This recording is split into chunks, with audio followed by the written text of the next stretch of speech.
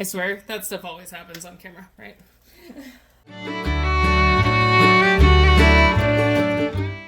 Hi guys, welcome back to Kirshner Farmstead. So I have a co-host today.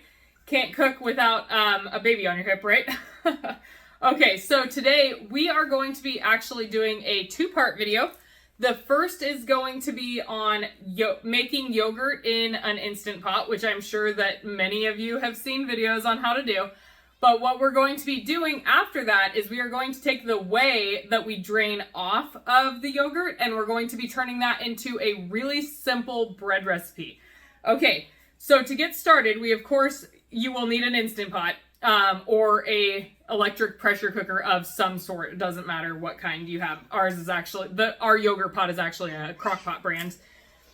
You're going to need a pot to boil, or a pot to heat it up in, and milk and a yogurt starter. It's that easy. Okay, so what do we know about yogurt? It has good cultured bacteria in it, right? Okay, so that's going to be your starter. You can use a yogurt from the store. This is yogurt from my last batch that I'm going to be using, but all you have to do is go to the store and get a plain yogurt. I prefer Greek, but that you can use just regular plain yogurt too. Just get a plain yogurt with active cultures in it, okay? And it's also best if used within a week. So, this one, I make 2 batches a week, so mine never gets that old, but, yeah, so make sure that you get on making your yogurt because it won't culture quite as well if it's older. The first thing that we're going to do that I like to do is I pour my milk into my Instant Pot first, which does add an extra step, but I like it to be really full and it uses more than a gallon. I like to fill it as full as possible. So I'll put it in this pot first and then I transfer it over. Oh, you're also going to need a thermometer. It's not a necessity. I'll show you with an overhead of how you can tell by eye what it looks like when your milk gets to 180 degrees, but it is much easier with a thermometer. I have this kind of thermometer. You can also use this kind of thermometer. That works great. I used it forever. Justin just bought me this for Mother's Day, actually. So, it is a new one and it beeps when it hits 180, even though I'm normally hovering over it to make sure that it doesn't overcook. All right, so first thing we're going to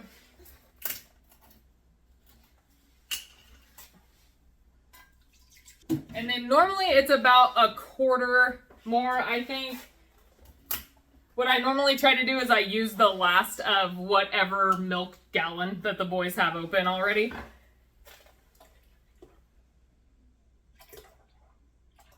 I fill it up full enough so that I can still move it because we actually have a cabinet that we built specially for my yogurt cookers to be tucked away in so that they're not out on the counter all the time because our kitchen is so small. So I have to be able to get this pot down into the cabinet once it's all cultured and everything. So I don't fill it like all the way to the top, but I get it as close as possible. We're going to transfer this milk into this pot and then we're going to get it cooking and I'll do an overhead for you.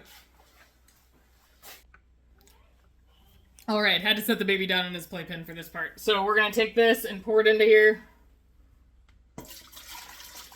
And I want you to make sure if you do this to rinse out your pressure cooker pot, just because, like I said, there is a possibility that bacteria could be in the milk already. And you don't want any of that milk with the possibility of bacteria in there. If you were to pour this back into your pressure cooker pot after you pasteurized this, then you did it all for nothing, right? Okay, so I would recommend doing it on about 6. If it's your first time making yogurt, I'm going to do it on high because I'm going to watch it like a hawk. You do not want your milk to burn, okay? And especially this is a thin bottom pot, so you don't want it to burn. And I'm going to sit here and stir it until this reaches 180 degrees, okay?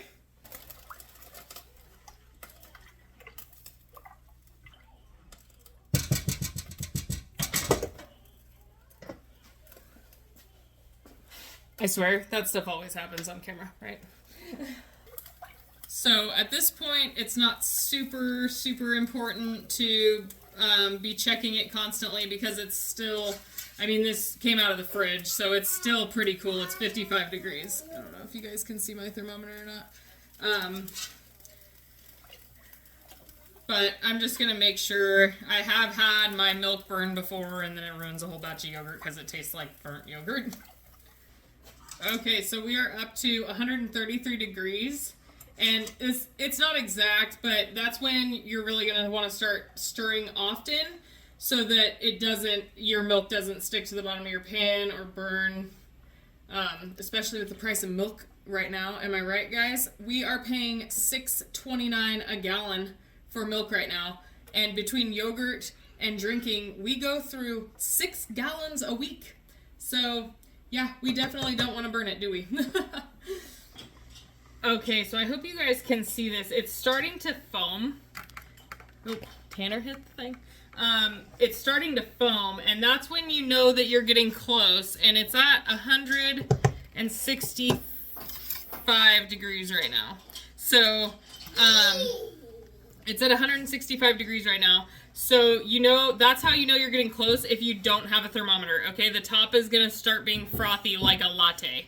Okay, so what you're getting for is really right before it boils. I mean, it's about, what? It's about 20 degrees, 22 degrees before boiling. So it's a little bit, but it's like almost simmering.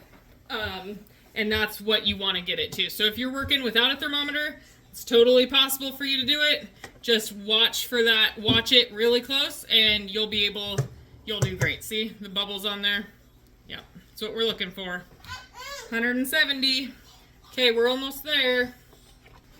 Okay, we're at 176 degrees. We are almost there. Oh, it's actually beeping at 177. That's warning me. Probably because it's saying, you better get over here. Alright, I'm going to turn that off because I'm watching it. But you want to get it up to 180. And then I actually had somebody give me a tip that for thicker yogurt, if you hold it at 180 degrees for longer, then I let it get to 180 degrees and I shut it off. Okay, so it's still sitting there. It's going to start cooling down pretty quickly because of this thin bottom pot. And I'm not actually sure what exactly that does, but I have found that it does work. So now what we're going to do is we're going to take our pot and we're going to put it in an ice bath in the sink so that we can cool it down to 110 degrees. Okay, so we are going to move our milk into the water bath. Don't get water in it, okay? An ice bath. You can use just cold water if you want to. I throw some ice in there, goes faster. And we are going to cool it down to 110 degrees. I do between 100 and 110. It's not like a huge deal. You just want to make sure that if you put your starter in too early, it'll kill it. It's just like yeast with bread dough. If it's too hot, it'll kill your yeast. If it's too hot, it'll kill your good bacteria. Same idea.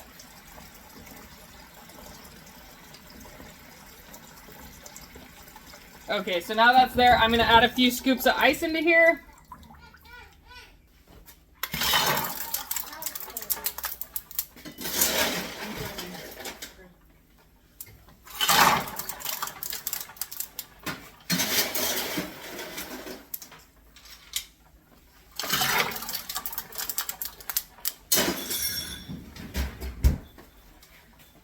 All right, you guys, so we will be back when this is down to 110, below 110 degrees. All right. All right, you guys, we got it down. It is 99 degrees. Make sure that when you're using a thermometer, if it's right next to the side of your pot, it's gonna be like colder because the cold water is right there, right? So make sure that you stir it around and then check again. See, it's at 100 degrees. So it said 97, but it's actually at 100.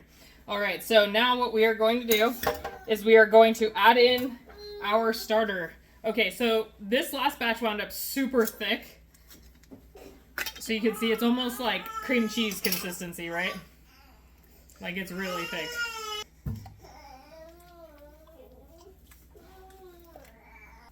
All right, Hunter has Tanner now. Anyways, I add about 4 to 6 ounces of yogurt starter. So about the same that a little container would be from the store, right?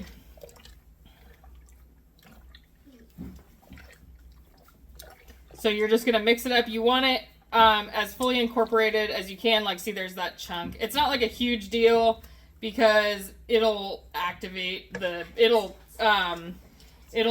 put the bacteria into the milk, the good bacteria that you want. All right, so now we are going to put it into our pressure cooker pot, which I rinsed out. Remember, rinse it out. Don't want the bad bacteria in there.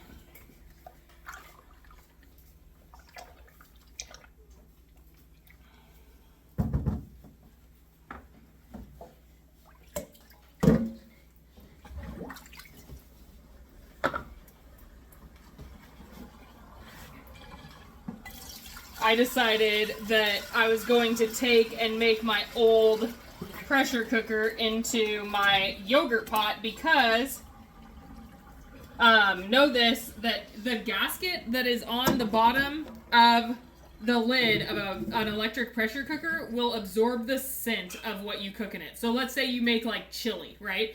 And it has onions in it. If you make that chili and then right after, if you don't like really get that gasket clean, it'll make your yogurt smell like onion chili.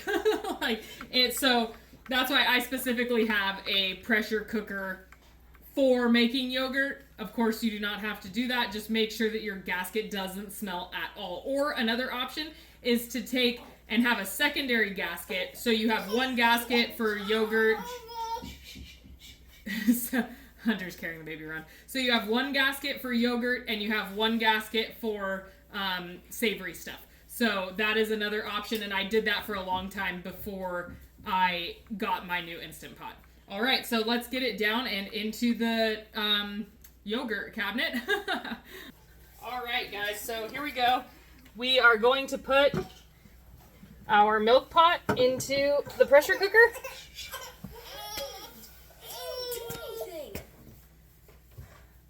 We are going to put our milk pot into the pressure cooker and get it started. It is that easy. Okay, and we're gonna hit yogurt. And then you can start with 8 hours. I prefer it 12 hours because it gets it a little thicker. And start it, and that's it. I'm gonna slide it back so none of the kids can grab onto it. And we will be back tomorrow when this is, or tonight, when this is ready. And we will, I'll show you how to drain it to use the whey.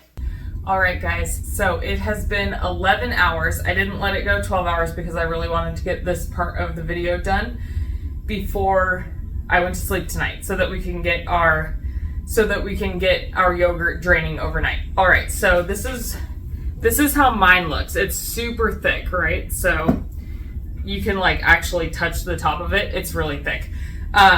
And that is because of how thick my starter was. Remember how thick it was when I scooped it out of the little jar? It takes a while. Personally, it took me a while to get it to this consistency.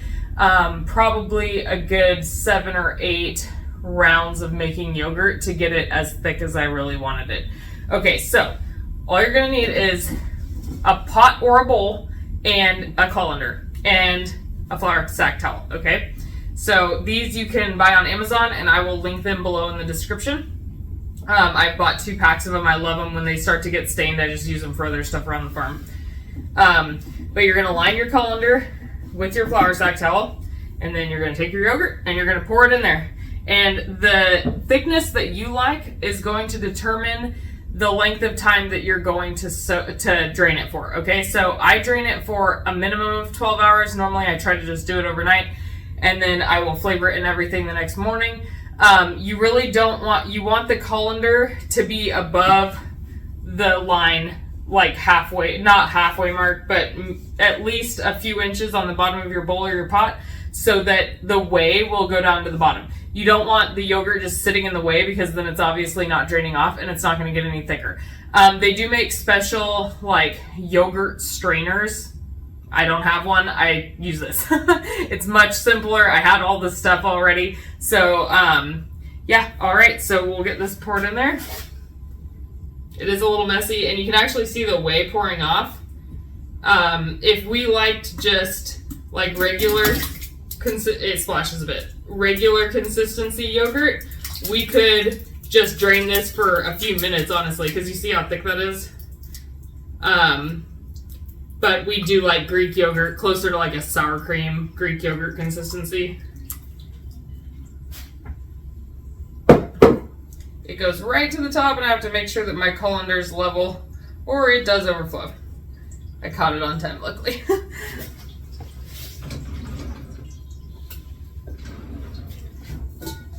I'll scrape the rest of that out of there. You can see how thick this is. It's like, it looks curdled. It's not. It's just super thick.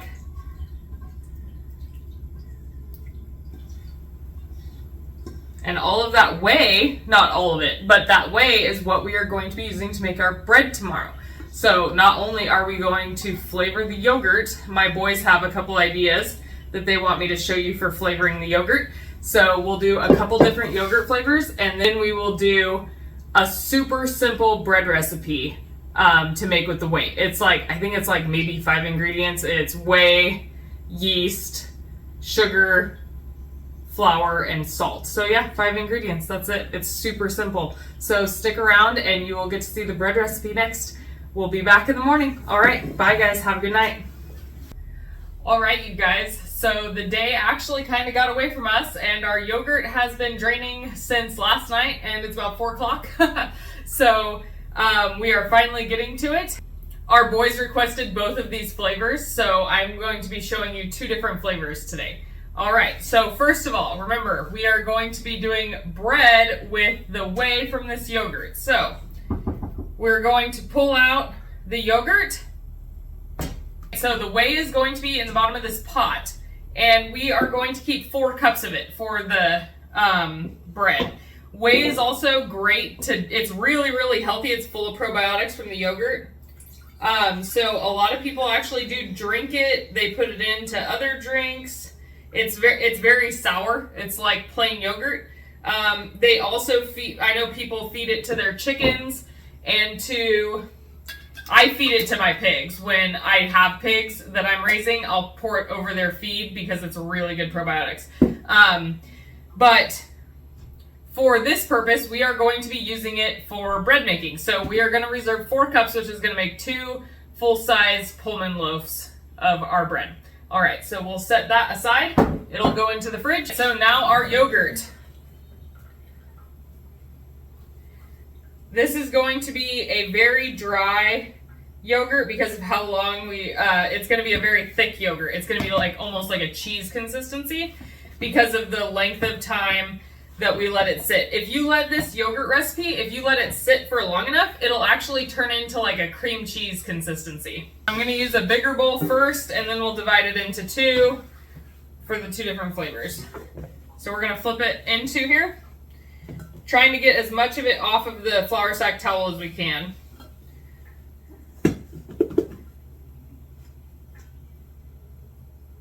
So we have our yogurt in our bowl, and we are going to add in our sugar. Now, it seems like it's really thick right now, but once you add in the sugar melts, and it does make it, it makes it more liquidy, so more of like a Greek yogurt consistency. We added about 1 cup of sugar into this. You can add however much you want. Some people add honey, some people add stevia, agave, whatever you want to add to it. Just add it to taste, okay? And then you're gonna get it mixed up, fully incorporated. Now, if you wanted to use this as a sour cream substitute, then you don't have to add any sugar. You don't want to add any sugar at all. You're just going to use it plain, and it is delicious as a sour cream substitute. So you guys can see how thick this is. Okay, it's super thick. We are going to add some of the liquid from the canned fruits that we are using to thin it out just a little bit. Don't forget, before you flavor your yogurt, you want to take It's actually best if you do this before you add in the sugar, but it's all right. Sometimes I've forgotten and I've already put the peaches in or whatever, and you have to save a cup of it for your starter.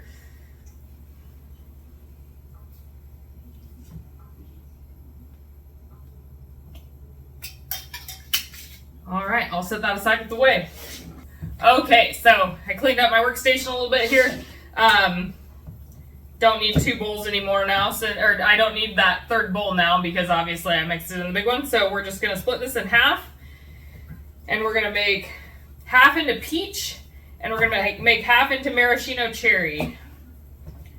Maraschino cherry is my boys' all-time favorite. If I make 2 batches of yogurt, they'll go for that one first every time. So I try to do it every, like once a month or something, or that's all they'd be eating. Now, again, consistency is completely going to depend on you. What do you like? What do you like it thin, like a regular yogurt? If you do, you can actually add more of the whey back into it. Obviously, don't let it sit as long. Just let it sit for a couple hours. But if you do let it sit too long, like I did, you can add some whey back into it. What I do is I just add some of the juice or syrup from the can into the yogurt, and that sweetens it, flavors it, whole deal. So I'll add a little bit of the maraschino cherry juice. It's pink yogurt, so that's fun.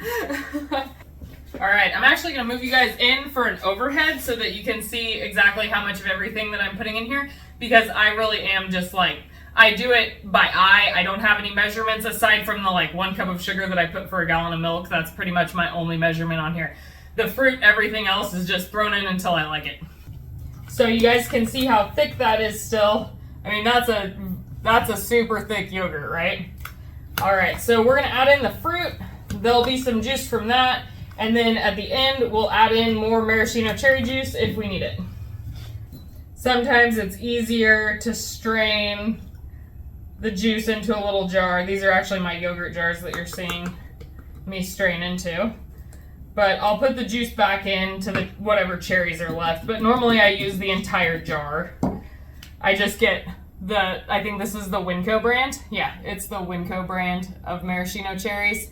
And they were great. These were actually a better deal than the big container. So they had these 10 ounces, or they had like a 2.5 pound one, and a bunch of these wound up being a better price. So that's what we went with.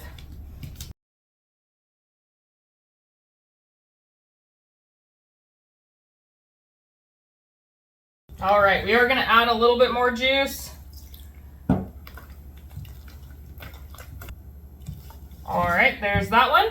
All right, guys, next is going to be peach. Again, we have the Winco brand peaches in heavy syrup. Okay, so peaches, very similar. I'm not gonna pour any liquid in to begin with though, because the peaches have so much liquid in them that I like to wait until the end. I do pretty good sized chunks of the peaches. What's also great is, like I was saying earlier, or the other night when I was cooking down the milk, right? With how expensive milk is right now, adding in fruit to your yogurt really does stretch it out. I mean, add in this whole can of peaches to that amount of yogurt and you have a few extra jars of yogurt.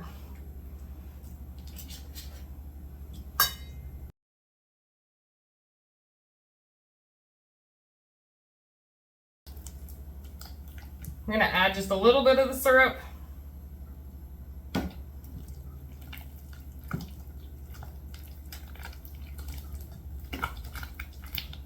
All right, you guys, so we have our maraschino cherry and our peach. Now I'm going to grab my little yogurt jars that I ordered on Amazon, and I will link those below. I am so in love with them. They're so fun. They're actually, I think they're supposed to be 6-ounce jars, but they fit 5 ounces of yogurt perfectly.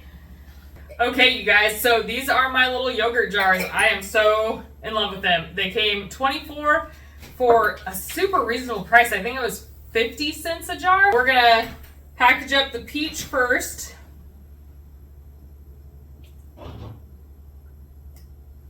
It is not the easiest thing to get into these little jars because the jars are wider at the base than they are at the top. Sometimes I just pat them on the counter.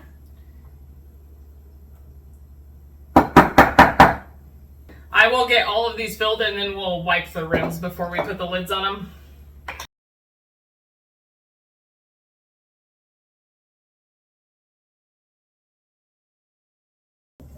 Wow, that doesn't happen very often where a batch fills an exact amount of jars. Normally the kids are swarming around me like vultures waiting to lick the rest of the bowl. But we got exactly 7 jars, 6-ounce jars. They're pretty full, 5 to 6-ounce jars. So this spatula is my favorite yogurt scooping spatula because it's like a spoon instead of just like a flat silicone spatula. So I actually rinsed it from the peach one to use for this one because it's just so much easier to scoop them with it.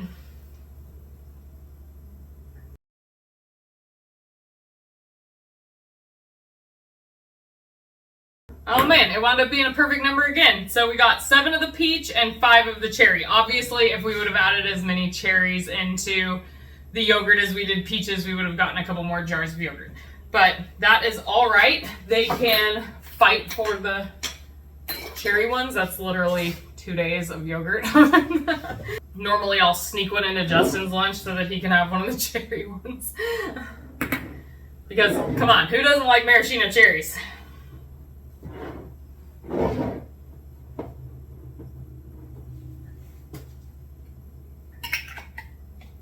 All right, you guys, so we got 12 exactly, I don't know how that happened, exactly 12 jars of yogurt from our little bit over a gallon. What, we used about 1.25 gallons of milk.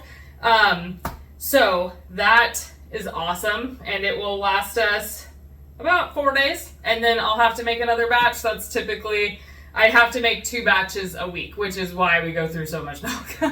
But I mean, we still go through like 4 gallons anyways. How much milk do you guys go through? Got big families? Go through a lot of milk? Anybody? Coffee drinkers? Cereal? Yogurt? All right, so we will be back for the second part of this video, which is going to be making a super simple bread recipe with the whey that we pulled out from this yogurt. So remember, in these times, we've got to be serious about saving everything that we can. And if you can make 2 products out of 1 product, I mean, come on. You know, you're adding health to your family in 2 different ways instead of just pouring it down the drain. I know a lot of people don't, but I have been throwing it away ever since we butchered our pig. So I think one day it was just like, I was sitting in bed watching a fellow YouTuber, and he was talking about bread, and it was a whole episode on sandwich bread, right? And that got me thinking, like, there's whey in sandwich bread. Maybe we should be adding the whey from our yogurt into our bread, and how important that could be to add health and calories and everything to our family's diet in, you know, uncertain times. So I hope that you guys all enjoyed this video. If you did, please like and subscribe, and have a great day. Remember to share our videos also if you want to. If you want to see more content like this, please comment and share. That'd be great. Okay, have a blessed day, guys. Bye.